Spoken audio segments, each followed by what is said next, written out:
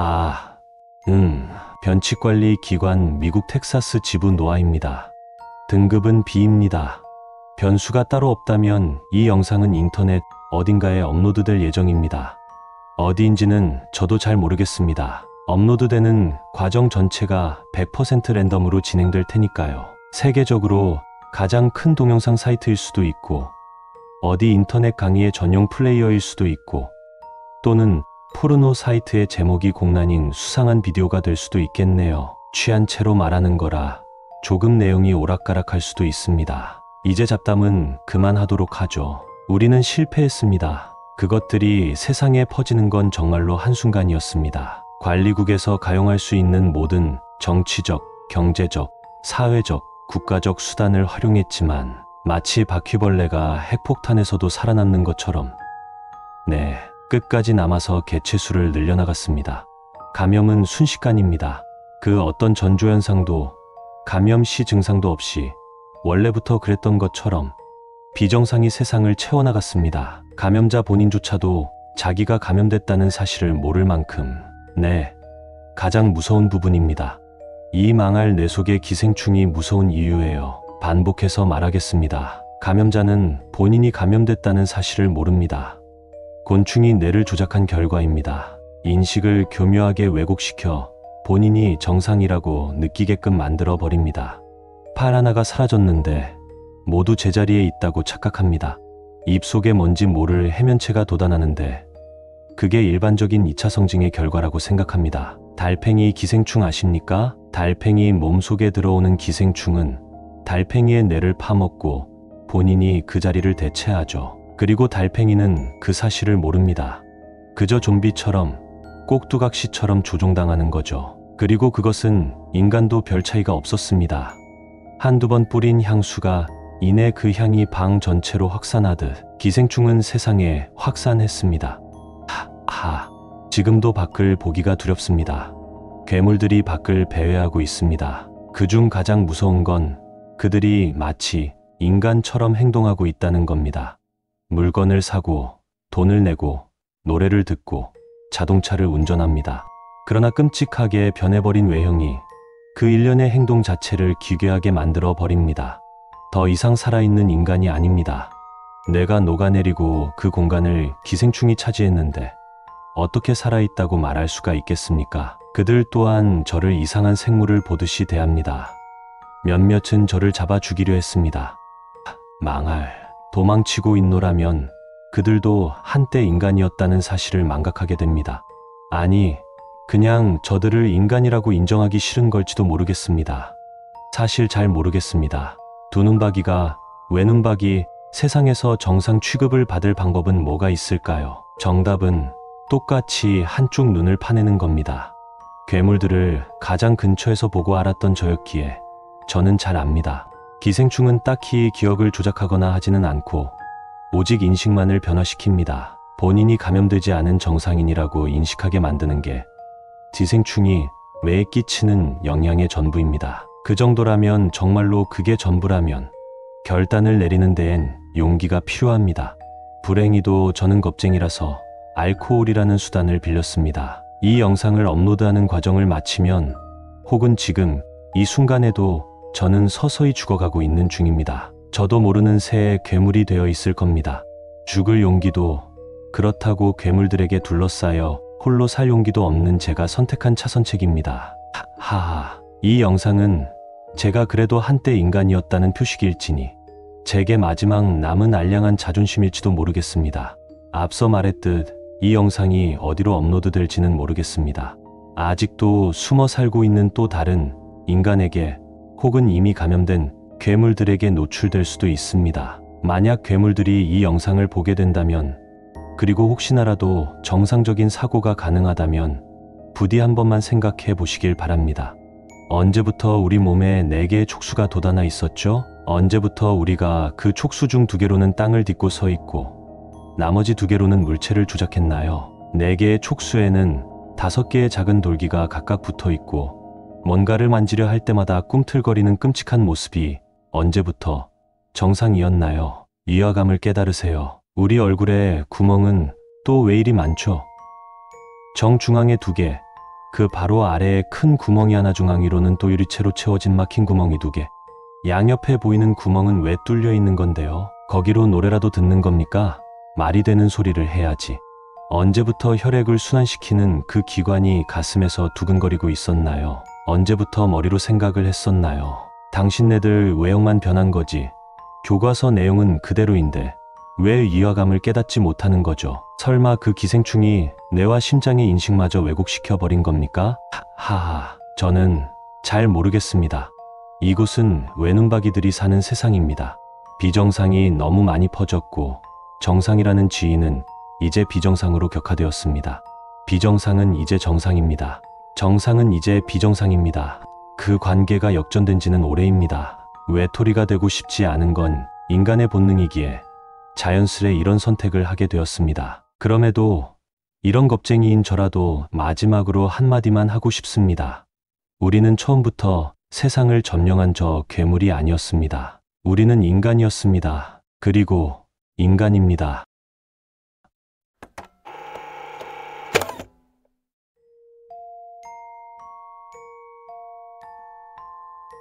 경고문. 비원 주상복합단지는 현재 폐쇄되었습니다. 방문객 여러분의 안전을 위해 이 철조망을 넘어가지 마십시오. 해당 부지는 사유지이므로 무단 침입 시 법적 제재가 가해질 수 있습니다. 철조망 사이 진입로를 차단하는 철문이 활짝 열려 있다. 접근 금지. 귀하는 현재 비원 주상복합단지의 정문에 도착하였습니다. 해당 단지는 1973년도 폐쇄 이후 2009년 현재까지 개장한 적 없으며 지도상에도 표기되어 있지 않습니다. 따라서 귀하는 이곳에 업무차 반드시 방문해야 하는 이유나 가족 또는 지인과 만나기로 약속을 잡은 사실이 존재할 수 없습니다. 그러므로 지금 이 자리에서 정지한 후 아래에 배치된 전화기를 통해 도움을 요청하십시오. 만약 건물 내부로 진입한다면 돌이킬 수 없습니다. 유선 전화기에 선이 잘려있다. 안내문. 해당 안내문은 이상의 모든 경고문을 무시하고 건물 내부에 출입한 인원의 안전을 위해 설치되었습니다. 이하의 수칙은 어떠한 법적 구속력도 존재하지 않으나 귀하의 안전을 위해 철저히 따를 것을 강력하게 권고드립니다. 들어온 입구로 다시 나가려 시도하지 마십시오. 고개를 돌리거나 뒷걸음질을 치는 행위는 큰 부상을 초래할 수 있습니다. 수칙을 준수하며 해당 건물을 벗어날 다른 출구를 탐색하십시오. 멈춰 있는 것은 안전한 것으로 판단되므로 충분히 수칙을 숙지하고 천천히 걸어서 1층 메인 로비로 진입하십시오. 1층 메인 로비로 진입한 이후부터는 주변을 탐색하십시오. 그러나 해당 단지 내부에서는 취침하거나 눈을 지나치게 오래 감거나 종교적 행위를 취하지 마십시오. 만약 공포스러운 상황을 겪더라도 비명을 지르거나 불필요한 소음을 발생시켜서는 안 됩니다. 또한 타인의 목소리나 발소리 등 인기척에 화답하는 건 역시 금지되어 있습니다. 가능한 한 조용히 몸을 숨긴 채 이동하며 이하의 수칙을 따라 행동하십시오. 엘리베이터를 사용하지 마십시오. 기본적으로 다른 층으로 이동할 땐 입구 기준 좌측 비상계단을 이용해야 합니다. 해당 건물은 1층 로비, 2, 3층의 상가구역, 4, 6층의 주거구역으로 이루어진 주상복합단지입니다. 단 4층과 5층 사이는 비상계단이 아닌 4층의 남자 화장실 내부 천장 붕괴 구역을 통해 이동해야 합니다. 또한 계단을 이용 시 지하 방향은 접근하거나 육안으로 탐색하지 마십시오. 상가 구역에서 간판에 위화감이 느껴지는 점포는 접근하지 마십시오. 위화감이 느껴지는 간판이란 간판의 맞춤법이 붕괴되거나 어색한 문구가 적힌 경우를 말합니다. 현재까지 확인된 문구를 예시로 든다면 전 문점 양복식, 니러다 식당, 빨간 고기굽기 등이 있습니다. 문구가 정상적이더라도 지나치게 깨끗한 간판을 가진 점포 역시 접근하지 마십시오. 해당 상가는 현재 기준으로도 이미 30년 이상 방치되었습니다. 건물 내부에서 정체불명의 소리가 들리는 경우 아래의 경우를 따라 행동하십시오. 공통적으로 소리의 근원을 탐색하거나 확인하려 하지 마십시오. 금속성 물체가 마찰되는 소리, 무시하셔도 좋습니다. 다만 해당 소음이 발생하고 있는 한 엘리베이터나 화장실 근처는 가지 마십시오. 무거운 것이 끌리는 소리. 즉시 비상계단을 통해 위층으로 뛰어 올라가십시오. 가능한 높을수록 좋습니다. 현재까지 4층 이상의 층에서 해당 소음이 발생한 경우는 보고되지 않았습니다. 하이힐이 또각대는 소리, 웃음소리. 다른 수칙을 준수하며 가장 가까운 점포 혹은 방으로 서둘러 이동하십시오. 그 후 문을 최대한 단단히 봉하십시오. 하이힐 소리가 평범하게 난다면 어느 정도 여유가 있으나 뛰는 것처럼 빠르다면 시간이 얼마 남지 않았습니다. 지나치게 빠르거나 연속적인 발소리. 소리를 인식하자마자 바닥에 엎드리고 눈을 감은 뒤 3분가량 대기하십시오. 3분간은 가능한 한 소음을 발생시키지 마십시오. 호흡까지 참을 필요는 없으나 최대한 조용히 호흡하십시오.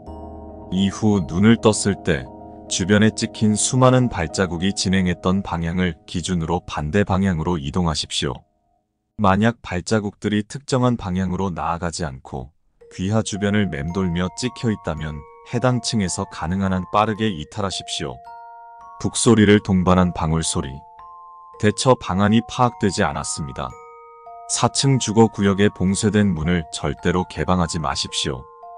해당 문은 용접되어 있으며 목판을 덧대어 둔 상태이므로 간단히 열리지는 않습니다. 이에 더하여 내부의 출구나 도움이 될 만한 물건이 존재하더라도 확보할 방법은 없습니다. 그러나 4층에 진입 시 봉쇄된 문이 이유 없이 답답하게 느껴지며 개방하고자 하는 강박감이 들 수 있습니다. 또한 낮은 확률로 귀하의 기억이나 의식이 혼탁해지는 현상이 발생하여 해당 문을 개방해야 한다고 인식할 수도 있습니다. 그러나 어떠한 경우에도 해당 문을 개방해서는 안 됩니다. 만약 해당 현상이 지속된다면 4층의 탐색을 생략하십시오. 만약 봉쇄된 흔적이 있는 문이 개방된 것을 확인한 경우 즉시 다른 층으로 대피하십시오. 이후부터는 최대한 빠르게 출구를 찾아 탈출해야 합니다. 4층에서 멀어지는 방향으로 탐색하십시오. 그리고 나머지 층 모두를 탐색한 후 더 이상 탐색할 공간이 남아있지 않다면 또는 제때 탈출할 수 없다면 최후의 수단으로 지하 또는 1층의 메인 로비 바깥으로 대피하는 것을 제고하십시오. 절대로 자포자기하여 제자리에서 기다려서는 안 됩니다. 해당 수칙은 다른 모든 수칙보다 우선시하여 수행하십시오. 작은 석조등이 있는 사당을 발견한다면 훼손하지 마십시오. 훼손이란 석조등의 불을 끄거나 사당의 제문을 떼는 행위를 포함합니다. 앞서 서술한 이상 현상들은 대부분의 경우 사당에는 영향을 끼치지 못하는 것으로 추정되고 있습니다. 그러나 처음부터 사당이 훼손된 채로 발견되거나 갑자기 사당이 무너진다면 4층에 봉쇄된 문이 개방되었음을 의미합니다.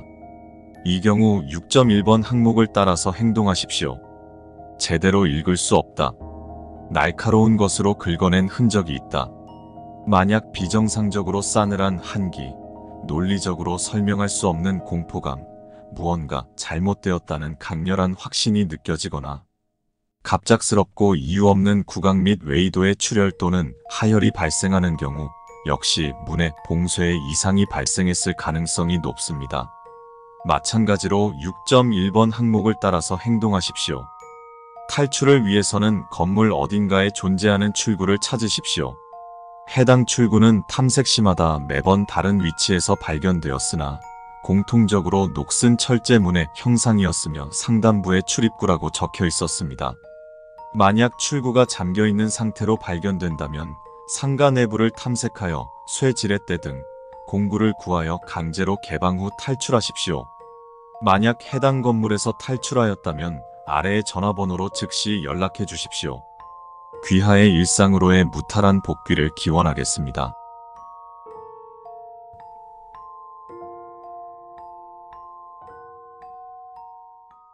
어느 날부터 누나가 이상한 행동을 하기 시작했다. 처음엔 그저 밥을 먹다가 연근조림을 젓가락으로 집은 뒤 먹지 않고 계속 쳐다보았다. 난 누나에게 물었다. 뭐 하는 거야 지금? 누나가 연근조림을 계속 쳐다보며 말했다. 연근은 왜 이렇게 생겼을까? 너무 틈이 많잖아. 처음엔 그냥 헛소리라고 생각해서 한 귀로 흘렸다. 그러나 그날을 시작으로 누나는 이상한 부분에서 집착을 하기 시작했다. 난 옛날에 누나가 쓰던 오카리나가 집 바닥에 굴러다니는 것을 봤다. 난 오카리나를 들어 살펴보았다. 오카리나의 잎과 손이 닿는 부분에 구멍이 본드로 다 메워져 있었다. 난 누나에게 오카리나를 가져가 물었다. 이거 누나가 이런 거야? 내가 그랬어. 구멍이 숭숭 뚫려 있어서 보기 안 좋길래. 난 그때부터 이상한 느낌을 받기 시작했다. 누나가 외출한 날, 나는 누나 방에 들어갔다.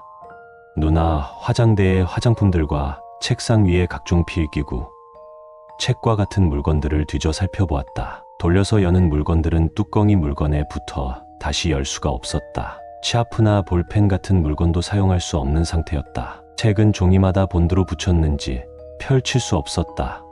손에 잡힐 만한 크기의 물건들은 조그만 틈이라도 찾을 수 없었다.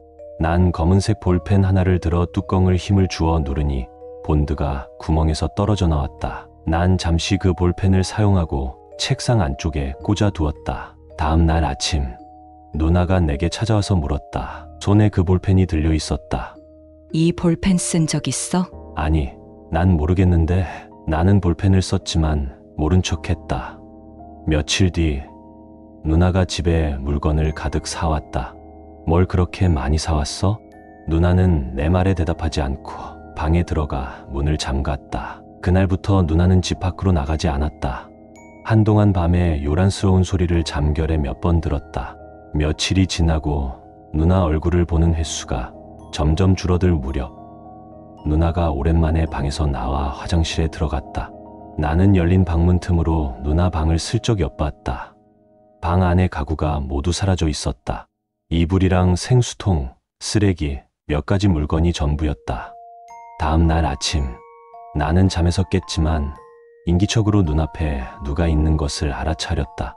나는 눈을 뜨지 않고 잠시 자는 척을 했다. 눈앞에서 작은 목소리가 들려왔다. 틈이 너무 많아. 틈이 너무 많아.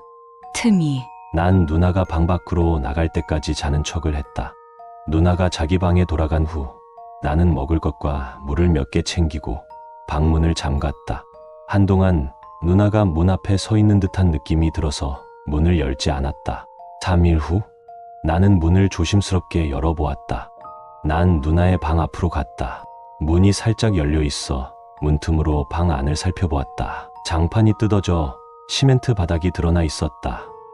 누나와 거울 하나 말고는 방 안에 아무것도 없었다. 누나는 거울을 뚫어져라 쳐다보았다. 나는 방문을 닫았다. 다음 날 누나 방 앞으로 갔으나 문고리가 없었다. 나는 그제서야 귀마개를 빼고 마스크를 벗었다. 누나는 그 뒤로 방 밖으로 나오지 않았다. 지금까지. 사과 따기 체험. 저희 과수원에 사과 따기 체험에 오신 것을 환영합니다. 사과는 붉고 묵직한 과일입니다. 사과는 과즙이 풍부하고 맛있어 인기가 많죠. 사과는 사과나무 한 그루에서 한 알만 얻을 수 있다는 특성 때문에 귀한 과일입니다. 그런 희귀성에도 불구하고 저희 과수원 체험객 한 분당 딴 사과를 한 알씩 드리고 있습니다. 그럼 이제 사과 따기 체험장으로 이동하시죠. 이곳은 사과 따기 체험장이고 수십억 그루의 사과나무들이 있습니다. 지금부터 사과나무에서 사과를 따는 법을 알려드리겠습니다. 사과나무의 3분의 2 정도 높이의 껍질을 뜯어내면 붉은 사과를 볼 수 있습니다. 사과의 과즙을 공급하는 수 가닥의 꼭지를 잘라내면 사과를 꺼낼 수 있습니다. 이 과정에서 과즙이 많이 흘러나올 수 있으니 준비된 타올을 이용하세요. 제가 시범을 보여드릴 테니 여러분도 직접 해보시기 바랍니다.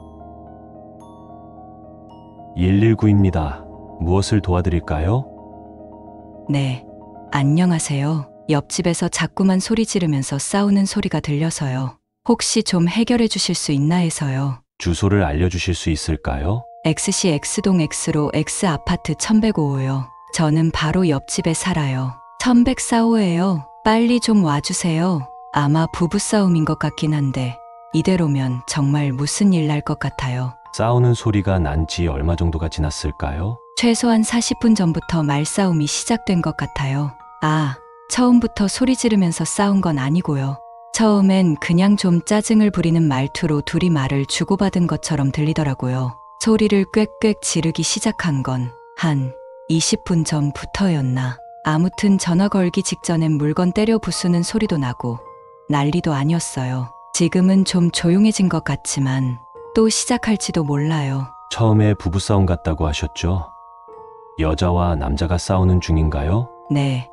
여자 목소리랑 남자 목소리 둘 다 들리더라고요. 직접 만나서 인사해 본 적은 없어서 진짜 부부인진 모르겠는데 일단은 평소에도 사이가 좋지 않은 부부같이 소리가 들렸었어요. 아파트 방음 설비가 워낙에 안 좋아서 그냥 평범하게 말할 때도 다 들렸거든요. 근데 이제 20분 동안 소리를 질러대니까 귀가 아파서 미칠 것 같아요. 방금 경찰차를 출동시켰습니다.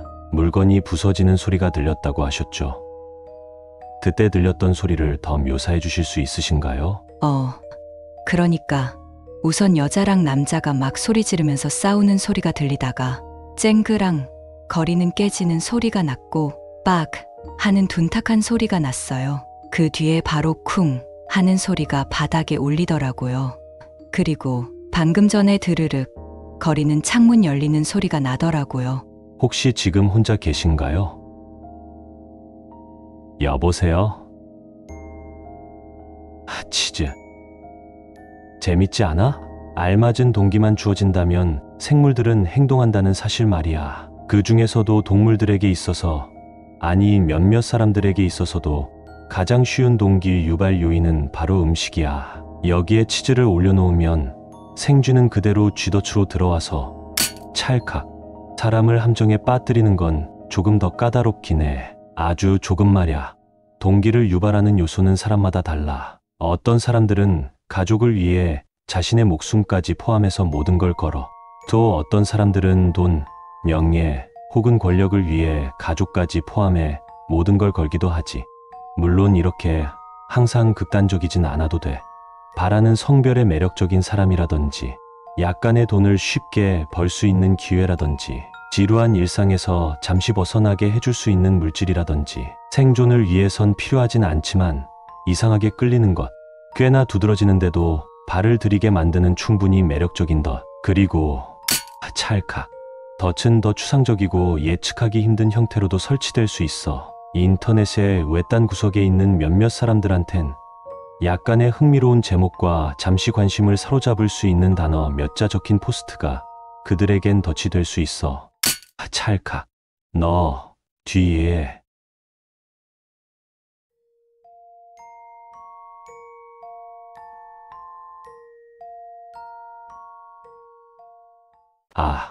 감사합니다. 커피를 못 마신 지 좀 오래되긴 했죠. 이상한 질문이었죠. 그래도 해야 했어요. 혹시 몰라서 문 좀 잠가 주시겠어요? 그냥 좀 불안해서요. 네, 감사합니다. 일단 시작하기 전에 하나만 말해도 될까요? 제가 지금부터 무슨 말을 하든 그건 전부 제가 직접 보고 들은 진실이라는 겁니다. 수사관님께 거짓말을 할 이유는 없잖아요. 그렇죠.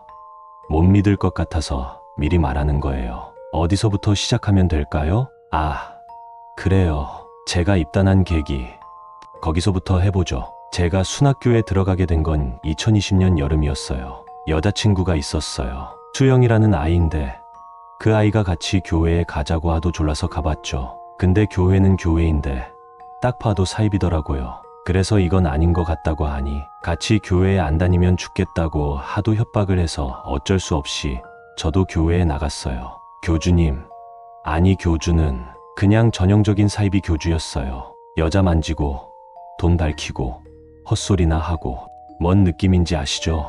그래도 일단 열심히 믿는 척은 했어요. 수영이를 두고 갈 수가 없어서 교회에서 하는 일은 별거 없었어요. 맨날 교주가 직접 개조한 성경을 읽고 외우고 돈 거두고 무슨 레크레이션이랍시고 이상한 성경 재연회 같은 걸 하고, 솔직히 말할까요?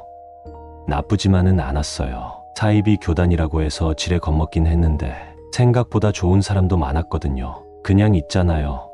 세상에 버림받은 사람들. 그런 사람들이라서 그런지 서로에게 엄청 잘해주려고 하더라고요. 나쁘진 않았어요.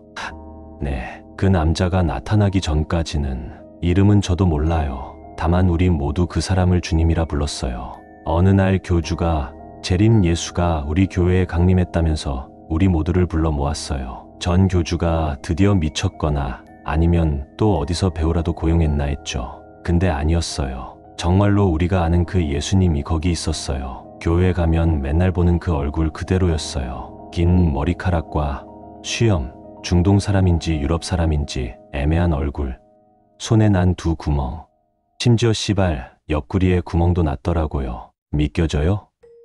옆구리에 구멍이 났는데 멀쩡히 걸어 다녔다고요. 전 성경에 나온 도마처럼 직접 그 구멍에 손도 넣어봤어요. 그건 가짜가 아니었어요. 진짜 구멍이었죠. 아, 죄송합니다. 좀 흥분했네요. 하지만 그건 정말 잊을 수 없는 일이었어요. 사람 내장을 그런 식으로 만지게 될 줄도 몰랐고요. 아무튼 계속하자면 그 사람은 정말로 후광이 났고 목소리도 위험 넘쳤고 누가 봐도 예수 같았어요. 사람들은 정말 미쳐버렸어요. 솔직히 사이비 믿는 사람들도 재림 예수가 정말로 올 거라고 믿는 사람은 생각보다 많지 않아요. 그래요. 지능까지 낮아진 건 아니잖아요.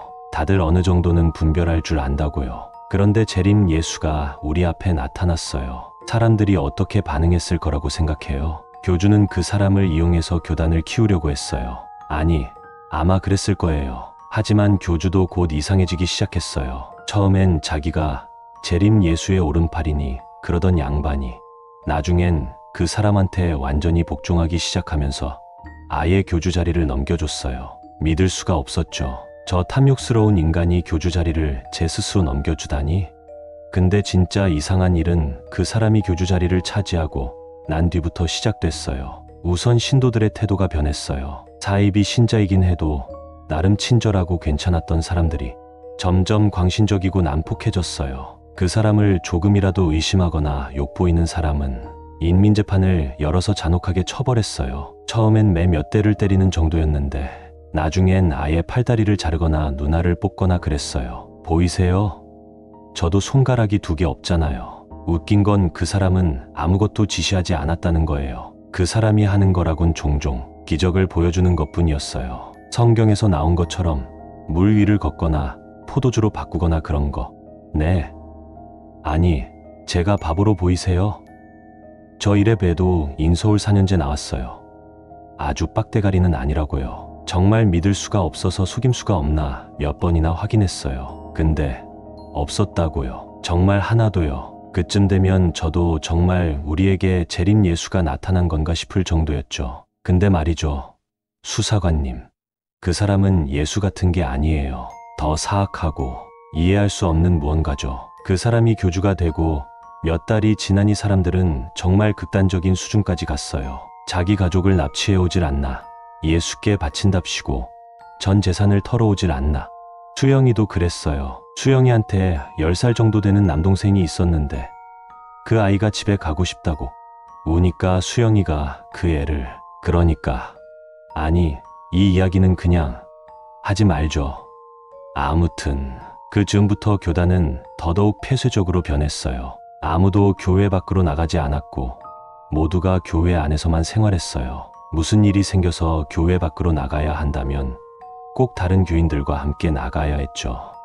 몇몇 교인들이 뭔가 잘못됐다고 생각하고 교회 밖으로 탈출을 시도했어요. 당연히 멀리 못 가고 잡혔죠. 그 사람들은 모두 그 사람이 있는 방에 들어갔다가 몇 시간 정도 뒤에 나오니 모두 행복해 보였어요. 그게 너무 무서웠어요. 무슨 일을 당했는지는 모르겠는데 사람이 완전히 변해버렸다고요. 무슨 말을 해도 행복하다 그러고 이게 다 예수님 덕분이라 그러고 무슨 마약 중독자도 아니고 하루 종일 찬송하면서 잠도 안 자더라고요. 잠을 안 잔다는 게 생물학적으로 가능하긴 하냐고요. 이러니 나중엔 아무도 그 사람에게 의문을 표하거나 도망치려고도 안 했어요. 아니, 그걸 바라는 사람이 아예 없었어요.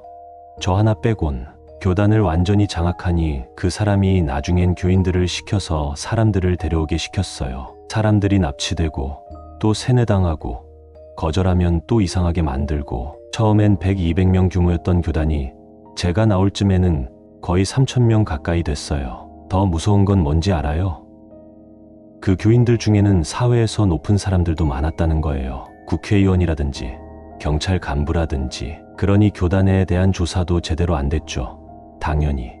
그리고 사람이 늘어난 뒤로 그 사람이 이상한 짓을 시작했어요. 느닷없이 사람들을 모두 불러 모으더니 나를 위해 희생할 어린 양이 있냐고 물어보더라고요. 그러니 사람들이 미쳐서는 다 손을 들며 자기가 희생하고 싶다고 소리를 질러댔어요. 그 사람이 그 중 하나를 가리켰고 그 다음에 먹었어요. 네, 먹었어요. 그랬죠. 먹어버렸어요. 씹지도 않고 통째로 삼켜버렸어요. 미친 소리 같지만 사실이에요. 입이 사람 몸뚱이보다 더 커지더니 무슨 뱀처럼 한 입에 꿀꺽 삼켜버렸다고요. 더 무서운 건 사람들이 그걸 보며 박수치고 환호했다는 거예요. 사람이 눈앞에서 잡아먹혔는데 그 뒤로 그 사람은 하루에 1명, 2명씩 먹다가 나중엔 10명, 20명씩 그런 식으로 잡아먹었어요. 심지어는 교인들끼리도 예수님을 본받아야 한답시고 아이들이나 노인들을 잡아다 죽여서 먹었죠. 그리고 그 아이들이랑 노인들도 천국에 갈 수 있다면서 저항조차 안 했고 거긴 지옥이었어요. 아무도 괴로워하지 않는 지옥이었다고요. 매일 새로운 사람이 들어오고 잡아먹히고 잡아먹고 다음엔 내 차례일까? 내가 며칠이나 더 살아있을 수 있을까? 그 생각만 하니까 미칠 것만 같았어요. 그런데 티도 내질 못하니 차라리 그냥 다 포기하고 행복하게 만들어달라고 부탁할까? 그 생각도 했어요. 실제로 몇몇 사람들이 그 사람에게 직접 부탁해서 축복을 받기도 했고요. 전 수영이를 데리고 나갈까 생각했어요. 근데 수영이는 이미 완전히 미쳐버린 뒤였어요. 사람들이 예수님께 바칠 아기가 부족하답시고 젊은 여자애들을 임신시켰어요. 전부 봤어요. 그리고 수영이는 거부하지 않았어요. 오히려 다른 여자애들까지 끌어들였고요. 전 그걸 보면서 여기에 정상은 나 하나뿐이라는 걸 알게 됐죠. 아니면 나 혼자만 정상이 아니거나 그러다가 성탄절이 다가왔을 때 바깥에서 필요한 물건을 사와야 한다면서 저랑 몇몇 교인들이 밖에 나가서 물건을 구하러 갔어요. 전 그게 마지막 기회라는 걸 깨달았죠. 제가 한 일요? 화장실 좀 가고 싶다고 하고 바로 죽어라 뛴 것뿐이에요. 물론 교인들이 미친 개처럼 쫓아왔죠. 잡히면 죽는다는 게 바로 그런 거였어요. 뛰고 또 뛰다가 간신히 따돌린 뒤에 바로 여기로 왔어요. 제가 말한 건 전부 사실이에요. 수사관님, 순학교에선 지금도 그런 일이 계속되고 있을. 누구? 잠시만요. 아까 문은 잠갔다고! 하잔!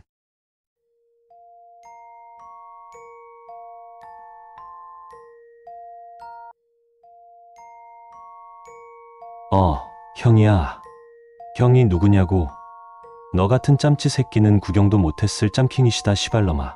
네가 개빡대가리 난독증일 수도 있으니까 존내 친절하게 3줄 요약부터 써주마. 초소 근무 설 때 멍 때리지 마셈. 뭔 일 터지면 보고부터. 네 부사수 사수 잘 챙기셈. 씨바 이것도 이해 못하면 뒤져 그냥. 일단 아마 행보관이나 네 선임이 타냐고 초소 근무 들어가기 전에 이것저것 알려줬지. 안 알려줬으면 들어가기 전에 뭐 알아둬야 할 거 있냐고 꼭 물어봐라. 그것들은 짬찌 냄새는 얼마나 잘 맡는지 꼭 처음 들어가는 짬찌들한테 오더라 씨바람들 기냥 콱. 아무튼 나 근무는 갱 졸다 오면 되고 문제는 밤 10시부터 6시까지 서는 밤 근무다. 특히 겨울 근무가 제일 뭔 일 터지기 쉬우니까 정신 단디 차려라. 그 씨바 이걸 글로 쓰라니까 뭐라고 써야 할지 감이 안 잡히네. 탄약고가 중요한 시설이긴 한데 사실 우리 부대 탄약고는 개종만 한 데다가 어차피 구석진 곳에 있어서 누가 들어가서 탄 훔치고 이럴 일은 없거든. CCTV도 몇 대나 설치되어 있고 그런데도 왜 사람 써서 초소를 세우는지 나도 이 짬때는 그렇게 생각을 했지. 근데 씨바 이 부대는 뭔 마가 꼈는지 모르겠는데 종종 별 희한한 것들이 나타나서 지랄을 떤다고 지랄을. 그것 때문에 몇 놈은 아예 실종되거나 좀 잘못돼서 이게 일이 커진 적도 종종 있었어. 그런데도 이 부대도 초소도 못 없애는데 이유가 있더라. 뭐 근데 그건 네 알건 모르건 좆도 상관없는 이야기고 네가 알아둬야 하는 건 초소에 나오는 것들 대처하는 법이여. 그것만 알면 아무 문제 없으니까 쫄지 말고 스캬. 문제는 이 새끼들도 뭘 배우는 건지 종종 변형 문제, 같은 느낌으로다가 나타나는 경우도 있고 내가 본 적 없는 놈들도 있어서 이것만 보고 야, 아무 문제 없다. 이렇게 너무 긴장 풀진 말고. 가짜 사관. 난 이 새끼 처음 봤을 때 총으로 쏠 뻔했어. 이 씹새끼 진짜. 보통 새벽 한두 시에 당직 사관이 차를 타고 부대 순찰 돌러 가거든. 근데 너도 알겠지만 우리 부대엔 K-111이라고 존나 옛날에 만든 레토나가 없어. 아니 애초에 우리 부대엔 전투 차량, 짬도스칸 트럭들 자체가 거의 없어. 근데 가끔 한 번씩 111이 언덕 따라 내려가는 게 보일 때가 있거든. 그럼 그게 가짜 사관이다. 아마 네 사수가 알아서 처리할 텐데 그 새끼가 패급이라 얼타면 너도 좆되니까 일단 알아둬. 이제 레토나가 내려가면 한 20분 뒤에 뭔가 느낌이 쌓일 거야. 원래 순찰 도는 거 개갈아여서 10분이면 돌고 오는데 20분 지나도 안 돌아오면 그 새끼 확실한 거고, 그 새끼는 차로 안 돌아오고 지 발로 걸어서 돌아오는데 이 개새끼가 초소로 올 때는 기어서 온다. 그래서 안 보여 시발. 불 켜놔도 그 새끼 특성상 진짜 하나도 안 보이고 이젠 이 사수가 그 새끼 온 거 확인하면 암구 문어 외치는데 그 새끼가 벌떡 일어서서 답어 외치고 그냥 돌아가면 나이스고, 만약 이 사수가 병신이라서 못 찾으면 그 새끼가 문까지 다가와서 문 열라고 지랄한다. 근데 절대 열어주면 안 돼. 아니 시발 그냥 문 가까이로 가지 마. 내려가지를 마 그냥. 그 새끼가 뭔 소리를 짓거리든 족가쇼 이러고 대답조차 하지 마 그냥. 바로 초소 안에 있는 전화기로 가짜 사관 왔다고 말하면 오대기가 튀어올 거야. 그 새끼도 오대기 오는 건 귀신같이 알아서 부르면 바로 사라질 테니까 너무 겁먹지 말고. 아무튼 이 새낀 그게 다야. 네 사수가 패급만 아니면 문제 없을 테니까 쫄지 말어. 나무 뒤에 숨은 아이. 이거는 아마 부사수 자리에서 보일 텐데 대처법이 쉬우니까 얘도 쫄지 마라. 그 부사수 자리에서 탄약고 쪽 보면 숲이 있잖아. 그 소나무 숲 말이야.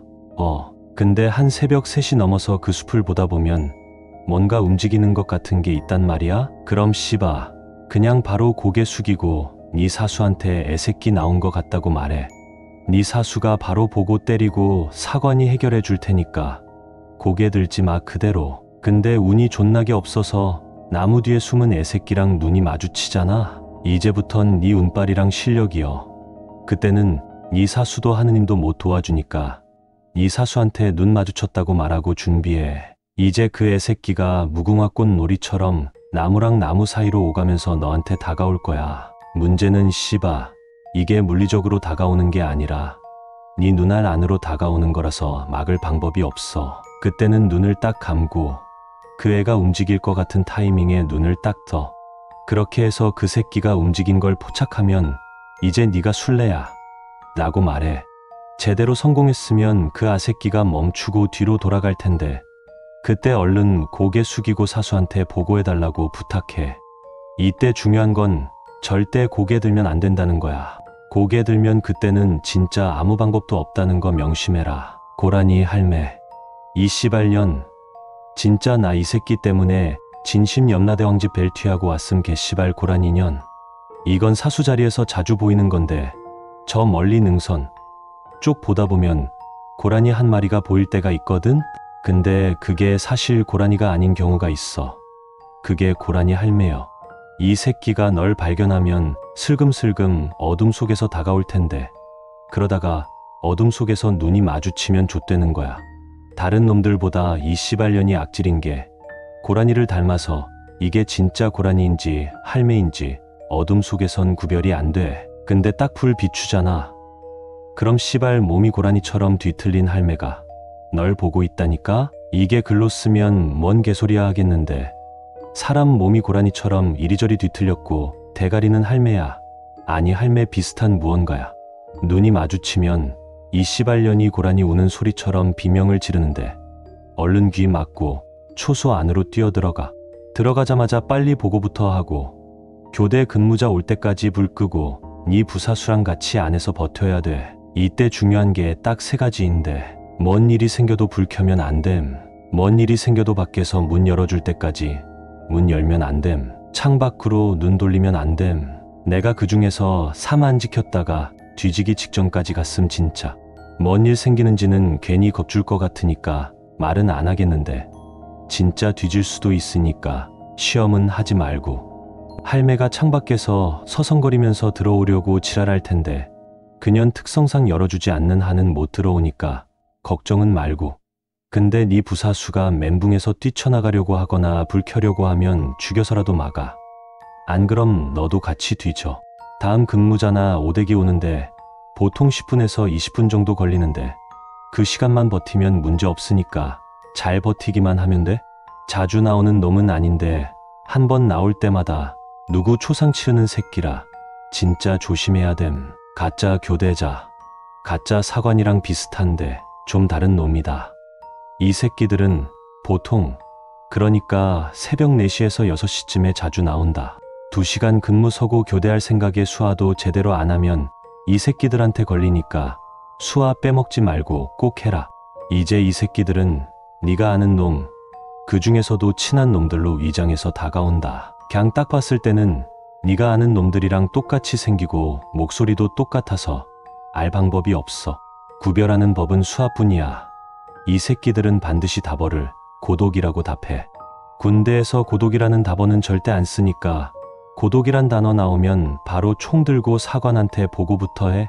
그리고 하나 더, 구별법은 아닌데 안 속는 방법 중 하나가 근무자 서명할 때 이 다음 순번 누군지 체크하는 거. 그 새끼들도 그것까지 보고 오는 건 아니라 다음 순번 아닌 새끼가 오면 일단 의심부터 해. 가짜 교대자 맞으면 배운 거랑 똑같이 무기 버리고 손 들라고 말해. 그럼 이 새끼들이 막 쪼개면서 들켰네 이러고 처음부터 없었던 것처럼 사라지거든.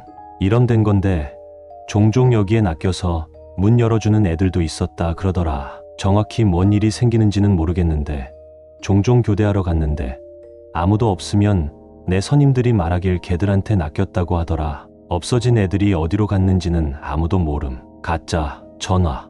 이건 직접 나타나는 게 아니라 전화로 페이크 거는 거라서 좀 덜 무서울 거다. 초소 안에 있는 전화기나 무전기에서 종종 사관이 너희한테 전화 거는 일이 있거든.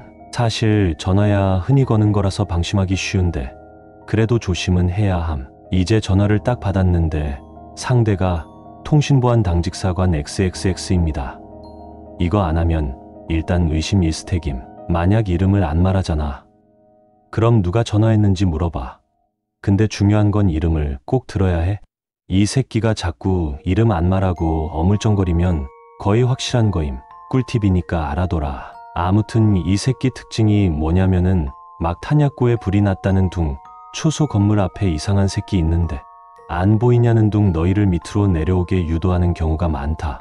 페이크 거는 종류가 너무 많아서 일일이 적기는 좀 어렵고 아무튼 사관이 자꾸 초소 밖으로 나오라고 유도하는 것 같으면 그냥 전화 끊어버려. 진짜 사관이면 사람 보내서 전달할 테고 사관도 위험한 거 알아서 초소 밖으로 나오라고 안 시킨다. 교대할 때 이외에는 초소 밖으로 나갈 일 자체가 거의 없으니까 알아둬라. 이상현상. 이건 종류가 너무 많아서 강 하나로 퉁치기로 했음. 초소에서 근무 서다 보면 위에서 말한 거 외에도 종종 기묘한 일이 일어남. 그 중에서 제일 대표적인 게 이사수, 부사수가 갑자기 횟가닥 도는 경우다. 보통 뭘 잘못 보거나 그래서 그런 건데 네가 그렇게 되는 경우도 있으니까 마음의 준비는 해두고.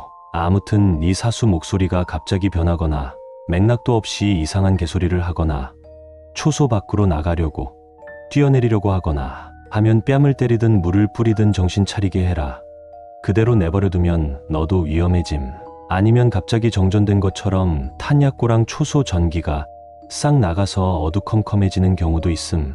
이럴 때는 쫄지 말고 네 자리에서 한 발자국도 움직이지 마라. 겁먹고 움직이면 바로 뒤진다고 생각해. 그냥 그 외에도 초소에 누구 한 명 더 생긴다든지 아무도 말 안 하는데 목소리 들린다든지 뭐 이상한 일이 하도 많아서 일일이 다 설명하는 것도 힘드니까 대충 그런 줄로 알아라. 아무튼 내가 아는 건 대충 여기까지다. 전역할 때까지 잘 버텨봐라 짬치야. 아 그리고 네가 겪은 거 본 거 밖에서 발설하거나 쓰지 마셈. 아니 그 뭐냐 군사보안 그런 게 아니고 그것들이 널 따라오거든.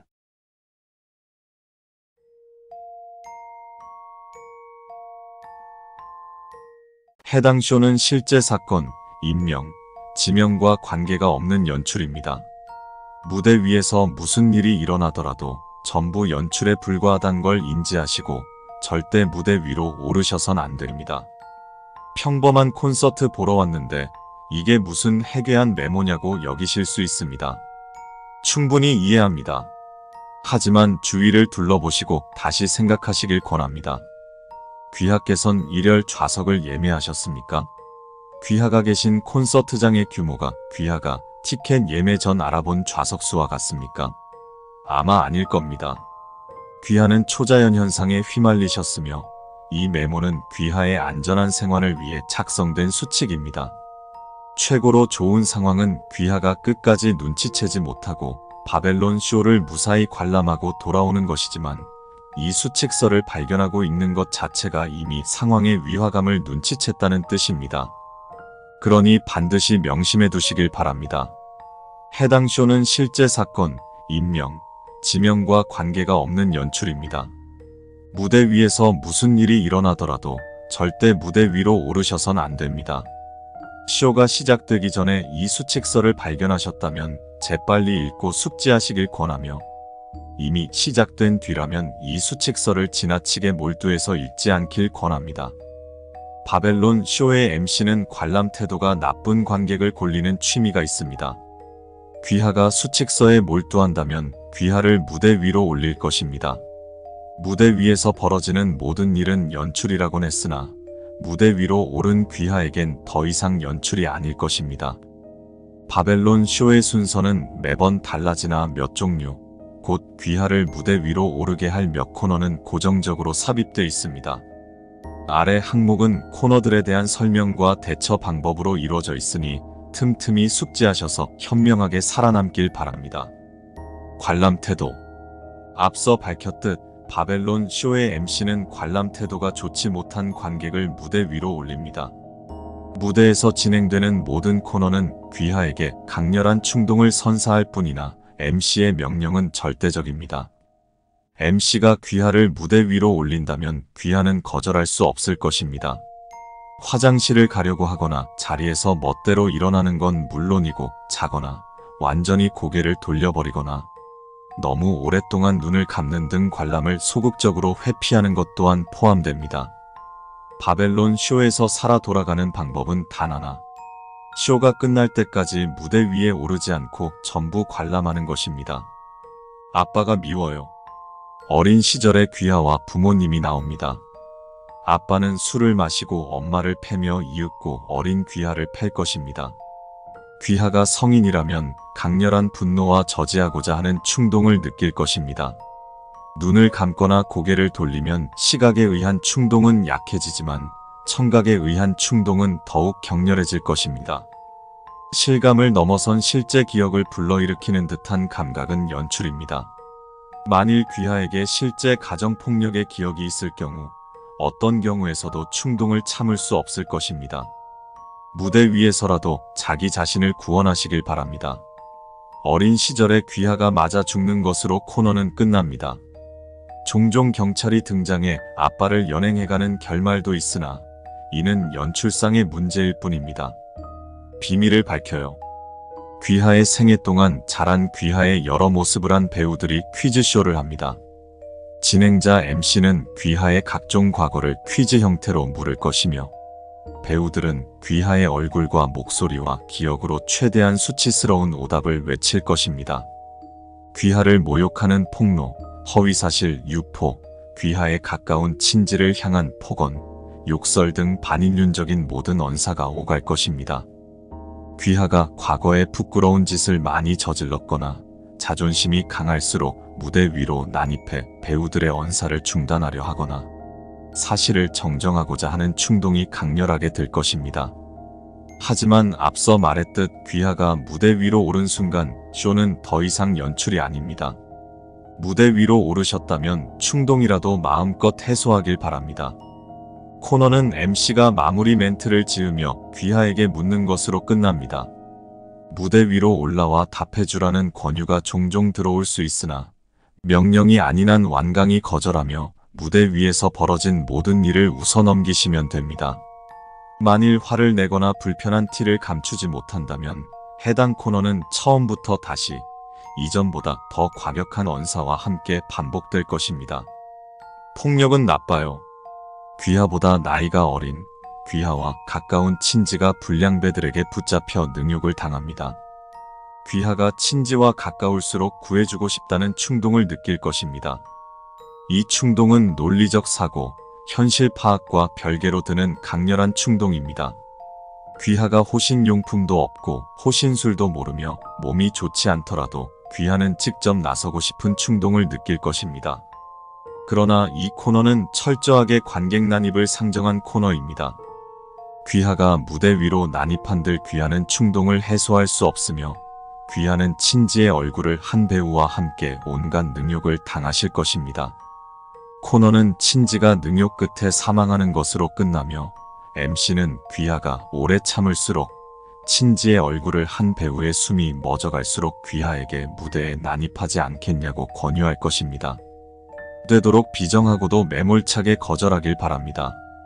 재밌는 쇼에 불과하단 말이 들어가면 더욱 좋습니다. 귀하가 인간성을 내던진 답으로 무대 난입을 거절한다면 MC는 흡족해하며 더는 권유하지 않을 것입니다. 미래가 궁금해요. 지금 앉아 계신 귀하의 모습부터 시작해 5년 뒤, 10년 뒤, 20년 뒤 등 미래의 귀하를 상정한 배우들이 나옵니다. 미래는 내용에 따라 먼 미래까지 갈 수도 아닐 수도 있습니다. 대체적으로 해당 코너의 구성은 귀하의 꿈이 좌절되었으며 사랑에 실패하고 각종 병마에 시달리며 잇따른 주변인들의 사고 소식이 끊이지 않고 냉정하고도 매몰찬 세상 속에서 버려지고 소외된 귀하가 어떻게 추락하는지 다룰 것입니다. 이 코너에서 귀하는 고작 해야 일어나서 항의하고자 하는 충동밖에 느껴지지 않을 것입니다. 이러한 약한 충동은 귀하의 방심을 이끌어낼 것입니다. 무대에 난입하지 않으면 괜찮다는 생각이 들 것이나 절대 일어나서 항의해선 안 됩니다. 귀하가 만일 모욕적인 미래 연출에 항의하고자 일어난다면 MC는 그 순간을 놓치지 않을 것입니다. MC는 그 즉시 귀하에게 무대 위로 올라 원하던 미래를 그리라고 명령할 것입니다. 무대 위에 오르셔서 죽을 때까지 본인이 바라던 미래를 연출하시면 됩니다. 죽는 게 무서워요. 해당 코너는 평소에 죽음에 관해 사색하거나 죽고 싶단 생각이나 말을 자주 했다면 나오는 코너입니다. 지금 앉아 계신 귀하와 똑같이 생겼으며 똑같이 말하고 똑같이 반응하는 배우가 단독으로 섭니다. 배우는 마치 귀하에게 말하듯 자신이 죽어야 하는 이유를 설파할 것입니다. 배우는 귀하에게 이대로 죽을 것을 제안할 것입니다. 귀하는 참을 수 없을 것입니다. 귀하가 무대 위로 오른다면 배우는 귀하의 목을 졸라 죽일 것입니다. 삶과 죽음의 문제에서 평소 죽음에 관해 지나치게 가벼이 여기거나 또는 지나치게 무겁게 여긴 귀하를 이 짧은 수칙서로 설득하는 건 불가능합니다. 해당 코너가 나오고 충동을 이기지 못할 것 같을 때 MC에게 고통 없이 죽고 싶다고 말씀하시면 MC는 죽음 대신 배우로서의 일을 제안할 것입니다. 조금이라도 살고자 한다면 승낙하시길 바랍니다. 당사는 배우가 된 귀하를 끝까지 찾아내 귀하의 삶을 되찾아드리겠습니다. 향락적이고 퇴폐적이기만 한 이들의 끔찍한 유흥거리로부터 구해드리겠습니다. 죽음을 두려워하시고 살 수 있는 수단을 강구하세요. 그 외 MC가 코너와 코너 사이 경품 추첨을 합니다. 마지막 코너가 있기 전에 반드시 귀하는 한 번 이상 당첨될 것입니다. MC는 경품 수령을 위해 무대 위로 오르라고 권유할 것입니다. 정중히 거절하시면 됩니다. 단 해외여행 항공 티켓의 경우 대답을 신중히 하셔야 합니다. 현재 세계는 어그러지고 단절되었습니다. 국경을 넘어갈 수단은 일반적으로 존재하지 않습니다. MC가 해외여행을 어디로 가고 싶냐고 물었을 때 대한민국이 아닌 다른 나라를 언급하면 안 됩니다. 다른 나라를 언급할 시 쇼가 끝나고 출구로 발을 들이면 해당 나라 상공 1200m 부근으로 떨어질 것입니다. 만일 대한민국이라 대답한다면 MC는 귀하를 대한민국 국민이 아니기에 대한민국이라 답한 것으로 여기고 대한민국이 아닌 무작위 나라의 상공 1200m로 떨어뜨릴 것입니다. 가고 싶은 곳이 없이 국내가 최고라고 대답하시면 MC는 실망한 기색을 감추지 못할 것이나 더 권유하거나 명령하지 않을 것입니다. 신중하고 현명하게 답하시길 바랍니다. 또한 막간의 코너 속 코너, 앞서 설명한 5가지 코너 외의 코너들 모두 크고 작은 무대 난입 충동을 불러일으키며 때때로 MC가 무대 위로 오르라고 권유할 것입니다. 모두 이겨내셔야 합니다. 거듭 강조하지만 무대 위에 벌어지는 모든 일은 연출입니다. 아무리 실감나더라도 사실이 아닙니다. 단, 코너가 끝날 때마다 박수와 함께 진심으로 웃어주는 걸 잊지 마시길 바랍니다. 이는 관람 태도와 직결되는 문제입니다. 쇼는 평균 1일 6시간 동안 진행되며 최단 4분 2초, 최장 12년 1개월 7일을 기록한 바 있습니다. 관객석 아래쪽에 도시락과 식수가 준비되어 있으며 부족할 경우 스태프들이 보충하러 올 것입니다. 맛만 더럽게 없을 뿐 다른 독이나 오염은 없으니 안심하고 드시길 바랍니다. 이는 철저하게 귀하를 충동시켜 무대 위로 난입시키려는 MC의 완벽주의 성향으로 파악됐습니다. 만일 스태프가 준비한 도시락과 식수를 거부한다면 그 또한 관람 태도에 좋지 않을 것입니다. 해당 수칙은 2002년에 해당 초자연 현상이 발견된 이래로 2003년에 완성돼 비치됐으며 지속적으로 갱신하고 있습니다. 마지막 갱신일로부터 5개월 12일이 지났습니다. 지금까지 바벨론 쇼를 끝까지 관람하고 생활한 숫자는 32,571명입니다. 해당 쇼는 실제 사건 인명지명과 관계가 없는 연출입니다. 무대 위에서 무슨 일이 일어나더라도 무대 위로 오르시면 안 됩니다. 무대 위로 오른 순간 무대 위의 연출은 더 이상 귀하에게 연출이 아니게 될 것입니다.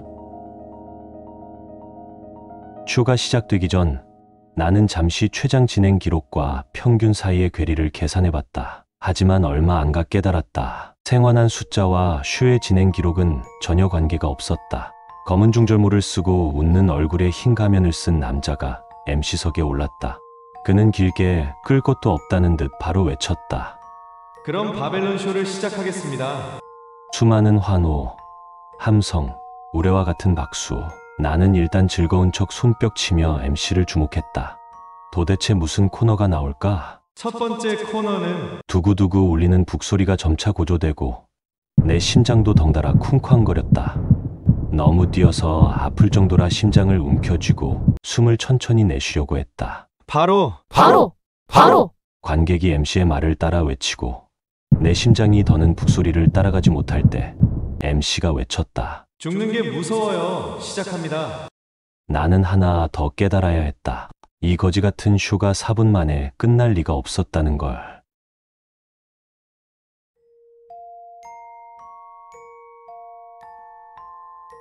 (2023년 4월 12일) 날씨 맑음, 울릉도 보임. 내일은 신입이 오는 날이다. 뽑는다는 얘기는 한참 전에 돌았는데 추노라도 한 건지 인제야 보충이다. 나도 이젠 쉴 수 있겠지. 23년 4월 13일 날씨 흐림, 울릉도 보임. APOF 전술 차량을 타고 신입이 도착했다. 엄청 긴장한 티를 내니까 괜히 골려주고 싶었지만 참았다. 생각해보니까 이쪽으로 올 신입이 추노한 게 아니라 내가 전에 친 장난 때문에 팀장님이 이쪽으로 잘 안 보내줬던 것 같다. 이번엔 친절한 맞선님으로 지내야지. 23년 4월 15일 날씨 우천 500mm, 울릉도 보임. 신입이 1층 적응을 끝냈다. 사흘밖에 걸릴 줄은 몰랐는데 그래도 어리버리하진 않아서 다행이다. 빨리 3층에 올라왔으면 좋겠다. 비가 많이 내려서 신입이 걱정한다. 외부에서 볼 때 등대가 그리 크지 않아서 흔히 하는 착각이다. 엘리베이터를 탄 시간만 계산해봐도 1층 높이는 대충 알 텐데 불안해하는 거 잘 달래줘야겠다. 어차피 조만간 2층으로 올릴 참이다. 23년 4월 17일 날씨 맑음 44도, 울릉도 안 보임. 신입 2층으로 올려서 가르치다가 비상 알림에 급하게 신입은 1층으로 내려보내고 등명기부터 살폈다. 시발, 잘 비추다가 왜 인제 와서. 등명기는 정상 작동한다. 뭐가 문제지 싶었는데 안개가 꼈다. 곧바로 APOF에 연락했다. 이틀 내로 토벌될 거다. 족같은 새끼들. 신입은 바깥 온도가 이게 맞냐고 물었다. 어차피 나가지도 않을 거 뭘 그리 궁금해한담. 23년 4월 18일 날씨 추움 영하 22도 울릉도 안 보임. 신입이 드디어 우리 갇힌 거냐고 물었다. 그래도 평일 마지막 날에 눈치챈 거 보니까 빠릿빠릿한 건 분명하다. 나는 2주는 지나야 눈치챘는데 잘 위로해줬다. 어차피 보급이야 정기적으로 와주니까. 이번에 신입 오면서 전에 주문한 패키지 게임들 데이터도 들어왔다. 신입이랑 같이 해야지. 그건 그렇고 추운 것 때문에 등명기에 성에가 끼진 않았나 살피느라 진땀 좀 뺐다. 울릉도가 안 보여서 다행이지 보이는 상황에서 성에 제거하려면 너무 힘들어. 23년 4월 20일 날씨 눈 120cm 울릉도 보임. 신입이 2층도 빠르게 적응했다. 그래도 1층에 익숙해졌으면 2층이라고 다를 건 없으니까 나도 2층은 좀 빠르게 적응한 편이고 곧 3층으로 올릴 생각이다. 내가 하도 조명기 타령을 해대서 그런지 신입이 조명기에 대해서 물었다. 자기가 이 근처 해안가에 살았었는데 밤만 되면 등대 불빛만큼은 또렷하게 보여서 얼마나 밝은지 궁금하다고 했다. 미사일 요격용으로 개발된 걸 이렇게 써먹게 될 줄 몰랐다고 하면 놀라겠지. 어차피 3층 오면 알게 될 거 안 알려줬다. 23년 4월 21일 날씨 맑음 울릉도 보임. 시발 신입이 발작했다. 2층에서 정수기 물 따르지 말라고 한 걸 깜빡 잊었다. 그거 2년 전에 물갈이 타이밍 못 맞춰서 더는 못 쓰는 거였는데 그래도 응급처치는 끝냈다. 나머진 신입이 깨어나길 기도하는 수밖에 없다. 씨발 내가 왜 까먹고 정수기 얘기를 안 했을까. 저거 진짜 치워야 하는데. 23년 4월 28일 날씨 안개 가시거리 1m 울릉도 보임. 신입이 깨어났다. 쓰러져 있는 동안에도 업무는 해야 되고 그렇다고 내가 1층까지 왔다 갔다 하기엔 안개가 껴서 시간도 부족했다. 결국 신입이 3층에서 깨어나자마자 비명을 질러대는 통에 다시 기절시켰다. 비명을 덜 지르든가 아니면 안개가 걷히면 1층으로 보내야겠다. 아 근데 비명은 별로 안 좋은 징조인데 3층엔 잘 적응할 수 있으려나. 등대지기 업무 보려면 3층까지 적응해야 하는데. 23년 4월 32일 날씨 흑암 울릉도 보임. 신입이 다시 깨어났다. 반쯤 죽여놨다. 일주일은 알아놓는 게 낫다. 23년 5월 2일 날씨 땡볕 52도 울릉도 보임. 신입이 2주 만에 깨어났다. 일단 때린 거 사과하고 바깥 못 보게 한 뒤 1층으로 내려보냈다. 사람 하나만 더 있었어도 적당히 달래줬을 텐데. 어차피 추노도 못하겠지만 씨발 자살할까 무서운데 그렇다고 3층에 놔두면 또 발작할 것 같아서 존나 헷갈려. 그래도 당분간 울릉도는 계속 보일 것 같다. 23년 5월 4일 날씨 땡볕 71도 울릉도 보임. 왜곡됨. 신입이 라디오 내용을 들고 올라왔다. 3층에 불쑥 올라와서 놀랐는데 1층에서 마음을 잘 달랜 것 같다. 라디오 내용을 들어보니 국경을 넘은 어느 미친 외국인 듀오가 라디오 중계 차량 하나 탈취해서 전국을 돌아다니고 있단다. 어쩌라는 거지 싶어서 신입 보니까 걔도 뭐 어쩌라는 건가 싶어서 다시 내려갔다. 죽다 살아나니까 개그맨이 되고 싶어졌나 보다. 23년 5월 5일 날씨 자결 102도 울릉도 보임. 극심하게 왜곡됨. 신입이 덥다고 날 찾았다. 안 그래도 울릉도 보고 APOF에게 연락한 참이었다. 조만간 해결될 테니 냉각팩 몸에 붙이고 다니라고 했다. 그나저나 이젠 불쑥불쑥 3층에 잘 찾아온다. 좋은 징조겠지. 23년 5월 6일 날씨 선선 울릉도 보임. 좋은 징조는 개뿔. 23년 5월 7일 날씨 맑음 울릉도 보임. APOF에서 정기 보급 연락이 왔다. 조금 일찍 와줄 수 없냐고 했다. 이유야 뭐. 심할서는 언제 다 쓰냐. 23년 5월 9일 날씨 맑음 울릉도 안 보임. APOF에서 정기 보급이 왔고 시체도 회수했다. 씨발 나더러 어쩌라는 거야. 나도 신경 쓰고 싶었어. 관리해주고 싶었다고. 그리고 울릉도가 보이지 않아서 그것도 APOF에 연락했다. 등명기는 이상 없음. 각종 관측 데이터도 딱히 문제는 없다. 울릉도에 문제가 생긴 거겠지. 언제는 안 생겼냐마는 안 물어봤는데 APOF에서 떠나기 전에 울릉도 근황을 알려줬다. 시발 안 물어봤다고. 알고 싶지 않았어. 23년 5월 10일 날씨 내우 2000mm. 울릉도 안 보임. 등명기 껐다.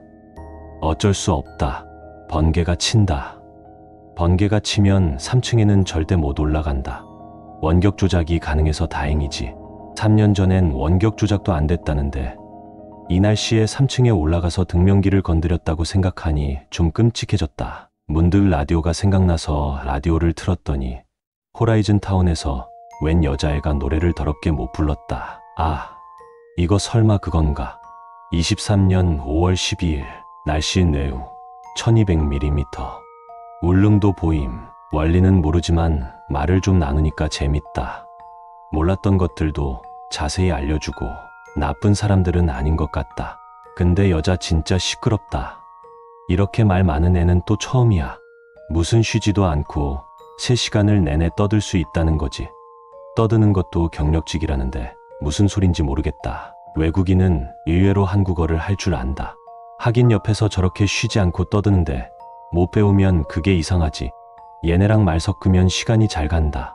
등명기는 폭풍 우가 조금 잦아들어서 켰다. 울릉도 안 보이면 어쩌나 했는데 다행히 잘 보인다. 23년 5월 13일 날씨 극저온 영하 72도. 울릉도 보임. 3층 전체에 성에가 꼈다. 제거하느라 진땀 뺐다. 등명기에 낀 성에는 씨발 새끼들이 틀림없다. 이 개새끼들 때문에 오른팔이 날아갈 뻔했다. 찝새끼들. 한동안 신경 안 쓰고 지냈는데 그래서인지 1층에 불이 다 꺼졌다. 급하게 두꺼비 집 찾아서 퓨즈 갈아주고 불 켰다. 사라진 것도 꼼꼼히 체크했다. 정수기 사라졌더라. 이건 잘된 일이니까 일부러 보고할 때 누락시켰다. 쌤통이다. 신입 킬러. 23년 5월 15일 날씨 흐림. 울릉도 보임. 분절됨. 울릉도 상태가 이상해서 APOF에 연락했다. 뭔가 이상하다. 울릉도가 저렇게 딱딱 끊어져서 보일 리가 없는데 무슨 이변이 생긴 게 분명하다. 그러고 보면 어제 라디오에 외국인 듀오가 울릉도에 찾아간단 헛소리를 했었는데 설마. 23년 5월 15일 추가. 날씨 맑음. 울릉도 안 보임. 분절됨. APOF에서 연락이 왔다. 허가받지 않은 자가 울릉도에 침입했다고 했다. 이쪽 데이터를 전부 넘겼다. 일단 내가 보기에 이상한 점은 없었는데 울릉도는 이제 거의 안 보인다. 뭐랄까, 채 썰린 꼴이랄까. 가느다란 실선들은 보인다. 저게 울릉도겠지? 요즘엔 3층도 잠잠하다. 이상하리만치 잠잠하다. 뭐지? 대체 뭘 놓친 거지? 23년 5월 15일 추가. 날씨 맑음. 울릉도 안 보임. 라디오를 부쉈다. 며칠 전 뒤진 놈 목소리가 흘러나와서 어쩔 수 없었다. 진짜 갈 때도 곱게 가지 못하네. 잠잠한 이유를 알 것 같다. 내가 3층에만 신경 쓴 사이 1층과 2층이 지랄났다. 어쩔 수 없이 APOF에 연락하고 정수기 새로 드릴 때까지 3층에서 지내야겠다. 오랜만에 팀장님한테도 연락이 왔다. 급하게 신입 하나 보내는 중이랬다. 2m 등대에서 3층까지 적응한 애라 이곳도 금방 적응할 거라고 했다. 부디 그랬으면 좋겠는데 아마 힘들겠지.